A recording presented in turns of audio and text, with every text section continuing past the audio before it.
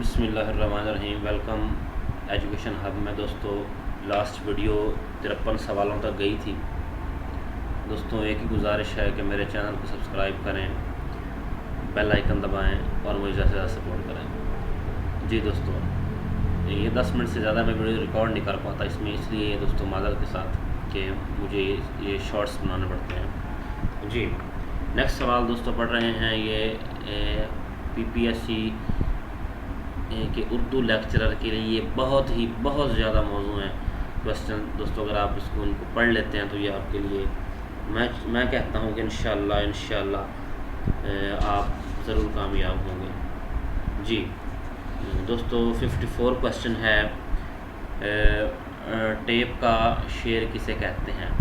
Tape کا شعر دوستوں وہ ہوتا ہے جو نظم کے ہر بند میں بار بار دہرایا جاتا ہے۔ جی سونٹ ایک انگریزی صنف نظم ہے جو اردو میں راجع پتہ ہے، اس میں کل کتنے مصرے ہوتے ہیں؟ اس میں 14 ہوتے ہیں جی، اور یہ انگریزی میں سب سے زیادہ شیکسپیئر نے لکھی ہیں جی۔ منقبت کون سی صنف نظم ہے؟ تو منقبت جو ہے جس میں اولیاء اللہ اور بزرگان دین کی تعریف و تصنیف کی جائے اس کو دوستوں منقبت کہتے ہیں جی۔ 57 دیکھیں جی، کل پاؤں ایک کاسا سر پر جو آ گیا، یکسر وہ استقامہ شکستوں سے چور تھا، کہنے لگا کہ دیکھ کے چل رہا ہے بے خبر، میں بھی کبو کسو کا سر پر غرور تھا۔ بتائیے صنف نظم ان اشعار کو کیا نام دیں گے؟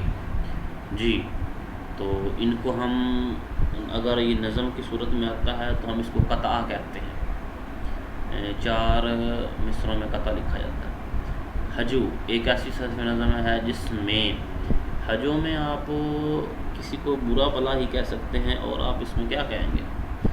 جی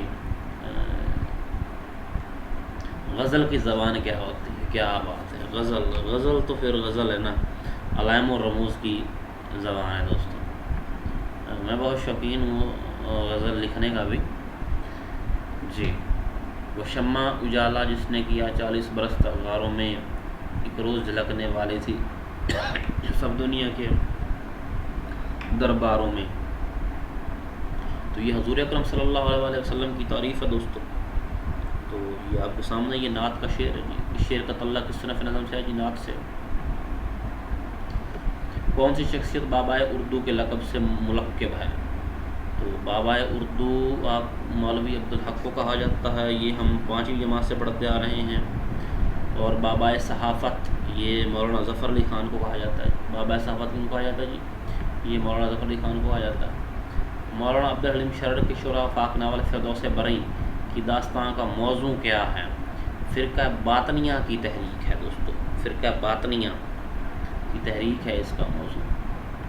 ڈرامہ نگاری کے حوالے سے بتائیے کہ اردو کا شیکسپیئر کسے کہا جاتا ہے؟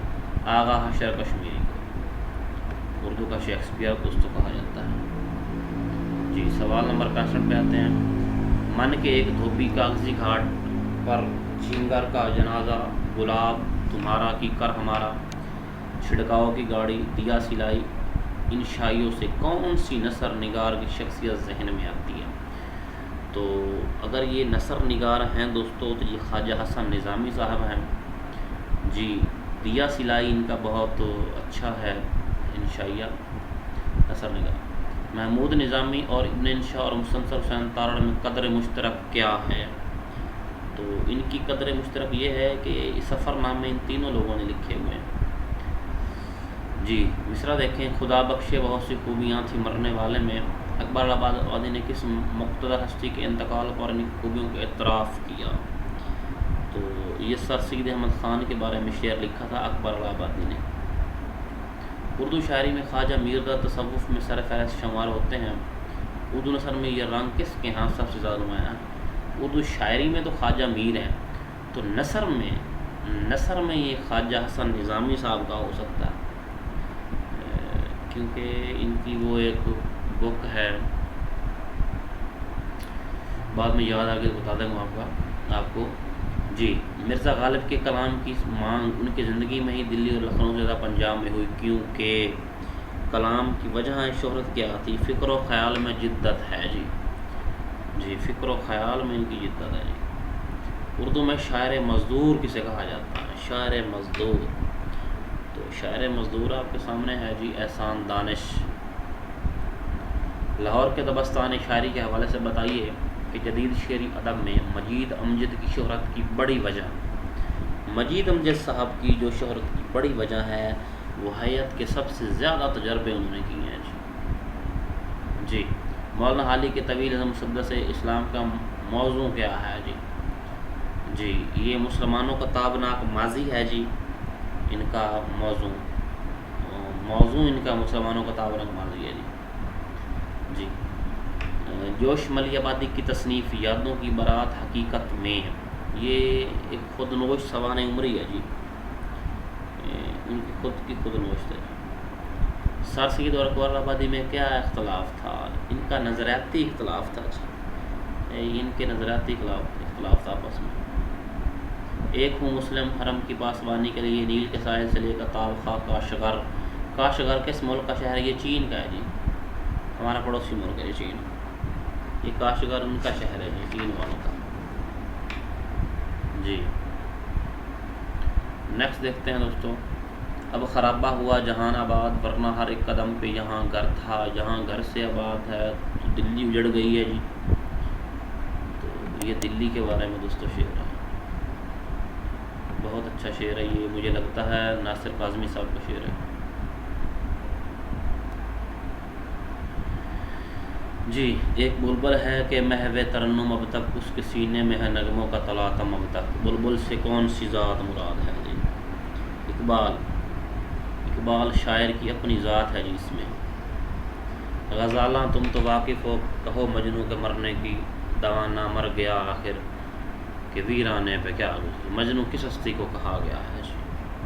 تو اس میں مجنوں جو ہے نا وہ نواب سراج الدولہ کو کہا گیا ہے جی۔ سارے عالم پر ہوں میں چھایا ہوا، مستند ہے میرا فرمایا ہوا، میرا فرمایا ہوا یہ تو اللہ کس کا ہے جی، یہ میر تقی میر صاحب کا تعلق ہے جی۔ غربت کی بھی ہوتی ہے عجب صبح شام، عجب صبح عجب شام، کرتا ہے سفر قافلہ راہ تو آرام۔ اس شعر میں غربت کے کیا معنی ہیں جی؟ غربت ویسے تو مفلسی ہے لیکن یہاں پر مسافرت ہونی چاہیے جی، مسافرت ہے جی۔ دوستو ویڈیو اچھی لگے تو میرے چینل کو سبسکرائب کریں، ویڈیو شیئر کریں، دوستوں کو بتائیں۔ تو میں 10 منٹ سے زیادہ ویڈیو ریکارڈ نہیں کر پاتا، تو دوستو انشاءاللہ نیکسٹ کویسچن کے ساتھ ملیں گے انشاءاللہ نیکسٹ ویڈیو میں، تب تک کے لیے اللہ حافظ۔